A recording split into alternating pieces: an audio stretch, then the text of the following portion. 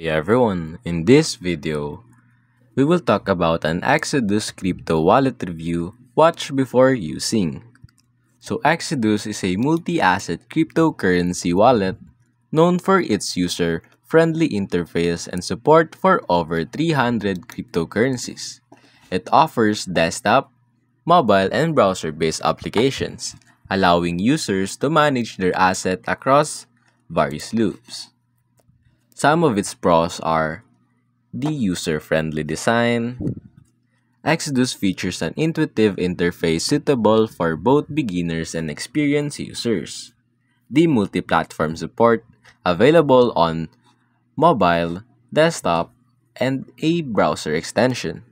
Exodus ensures seamless access to your crypto assets. It has a built-in exchange. The wallet includes an integrated exchange feature, allowing users to swap cryptocurrencies directly within the app. And lastly is the staking and Web3 integration. Exodus supports staking for select cryptocurrencies and connects to decentralized applications through its Web3 browser extension. Some of its cons are closed source software. Exodus is not fully open, limiting community audits of its codebase. Lack of advanced security features.